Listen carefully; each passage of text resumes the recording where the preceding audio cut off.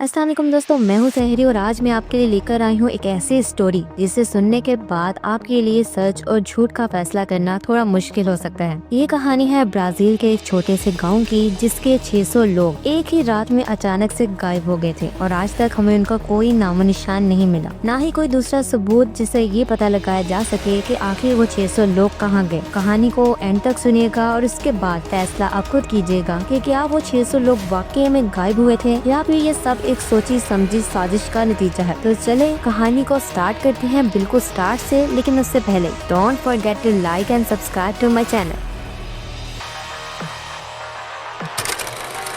दोस्तों, story start होती है ब्राजील के घने जंगल में एक छोटे से गांव से, जहां लोग अपनी जिंदगी बहुत सादा और खुशहाल तरीके से गुजारते थे। इस गांव का नाम था हुअर बड्डा। ये गांव 1920s में अपनी फार्मिंग और कम्युनिटी के लिए बहुत मशहूर था। इस गांव में लगभग 600 लोग रहते थे और सब अपना अपना काम करते थे। बच्चे स्कूल जाते थे, बड़े खेतों में काम करते थे और औरतें अपनी फैमिली और घर का काम संभालती थी। हिस्टोरिकल रिसर्च के मुताबिक 1920s में ब्राजील पॉलिटिकल और इकोनॉमिक क्राइसिस से गुजर रहा था। ब्राजील में अर्बनाइजेशन और इंडस्ट्रियलाइजेशन काफी तेजी से बढ़ रही थी और दूर दराज के इलाके और गांव जैसे कि हुअर बड्डा अपनी जिंदगी खेती करके गुजार रहे थे। वो लोग जंगल में मौजूद रिसोर्सेज का इस्तेमाल करते और एक पुरसुकून और सादा जिंदगी गुजारते। लेकिन दोस्तों, ये पुरसुकून जिंदगी हमेशा के लिए नहीं थी, क्योंकि इनकी जिंदगी में आने वाला था एक बहुत बड़ा ट्विस्ट। और वो ट्विस्ट क्या था वो आगे आपको कहानी में खुद ब खुद पता चल जाएगा। 1923 के मिड में इस गाँव में कुछ अजीबो गरीब वाकयात होने लगे। इस गाँव में रहने वाले कुछ लोगों ने जंगल में अजीबो गरीब रोशनी और शेडोज देखे।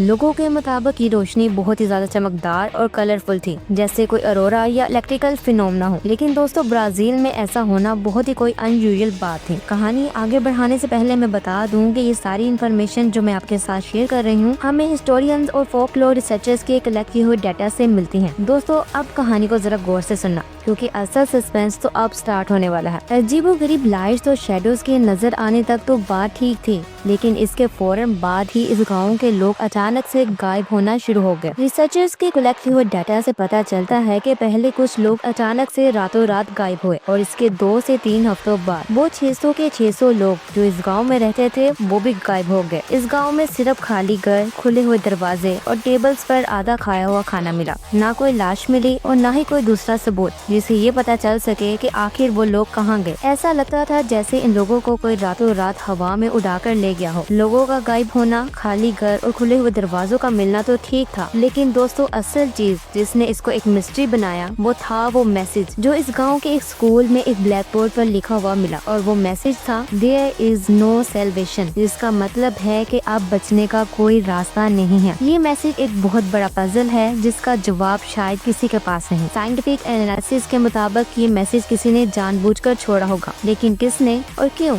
ये कोई नहीं जानता। दोस्तों, कितनी अजीब कहानी है ना कि एक सादा और खुशहाल से गांव से रातों रात 600 से ज्यादा लोग गायब हो जाते हैं। ना इनकी कोई डेड बॉडी मिलती है और ना ही कोई दूसरा नामो निशान। और सबसे अजीब और हैरानकुन बात वो मैसेज है जो ब्लैक बोर्ड पर लिखा हुआ मिलता है, देयर इज नो सेल्वेशन, यानी अब बचने का कोई रास्ता नहीं है। 1923 में होने वाला ये वाकया बहुत ही ज्यादा फेमस हो गया और फिर साइंटिस्ट ने भी इस वाकये पर रिसर्च करनी शुरू कर दी। और इस रिसर्च के दौरान इसके बारे में बहुत सी थ्योरीज पेश की गई, जैसे कि एलियन अटैक। क्योंकि दोस्तों, इस गांव में पहले कुछ अजीबोगरीब लाइट्स और शेडोज देखी गई थी, इसलिए कुछ लोगों का मानना है कि ये काम एलियंस का है, क्योंकि इतने सारे लोगों का गायब होना और वो भी एकदम से पॉसिबल नहीं है। ये एलियंस का काम है और एलियंस ने इन लोगों को रातों रात गायब किया है। लेकिन इसके बारे में कोई क्रेडिबल यूएफओ एविडेंस ना मिलने की वजह से ये थ्योरी रिजेक्ट होती है। Number 2, paranormal activity. दोस्तों, अमेज़न जंगल में स्पिरिट्स पाई जाती हैं, ऐसा बहुत से लोगों का मानना है। क्योंकि ब्राजील में अमेज़न जंगल पाया जाता है, इसलिए लोगों का मानना है कि इन लोगों को स्पिरिट्स ने गायब किया है। पर इस थ्योरी को सिर्फ स्पिरिट्स पर यकीन रखने वाले ही मान सकते हैं, बाकी साइंटिफिक रिसर्च पर यकीन रखने वाले इस थ्योरी को रिजेक्ट करते हैं। Number 3, natural disaster. बहुत से लोगों का ख्याल है कि जरूर कोई कुदरती आफत आई होगी, जैसे कि floods, sink holes, underground gas explosion, जिसकी वजह से वो लोग इंस्टेंटली मर गए होंगे। लेकिन 1923 के जियोलॉजिकल रिकॉर्ड के मुताबिक ऐसा कोई कुदरती इवेंट रिकॉर्ड नहीं हुआ और वैसे भी इस गाँव के सिर्फ लोग लोग गायब हुए थे, बाकी घर और सारा गांव बिल्कुल ठीक हालत में मौजूद था। अगर कोई ऐसा नेचुरल डिजास्टर हुआ होता तो लोगों के साथ साथ गांव भी तबाह हो जाता, इसलिए ये थ्योरी भी रिजेक्ट होती है। नंबर 4, मास माइग्रेशन। दोस्तों, अगर आपको याद हो तो मैंने आपको स्टार्ट में बताया था कि 1923 में ब्राजील में पॉलिटिकल क्राइसिस मौजूद थे। कुछ लोगों का मानना है कि इन लोगों को जबरदस्ती किसी सियासी दबाव की वजह से अपना गाँव छोड़ना पड़ा। लेकिन दोस्तों, अगर किसी को जबरदस्ती भी अपना गाँव छोड़ना पड़े तो वो अपने साथ अपना जरूरी सामान तो जरूर लेकर जाएगा, लेकिन इस वाकये के मुताबिक लोगों का सामान सब कुछ वैसे का वैसा ही मौजूद था, तो इसलिए ये थ्योरी भी मानने में नहीं आती। दोस्तों, अभी तक मैंने आपको इस गांव में होने वाले वाकये और इसके बारे में दी हुई थ्योरीज के बारे में बताया है। अब बातें हैं रियलिटी चेक पर, जो कि हमारी इस मिस्टीरियस स्टोरी का सबसे इम्पोर्टेंट पार्ट है। क्या हूवर वड्डा वाकई में एग्जिस्ट करता भी था?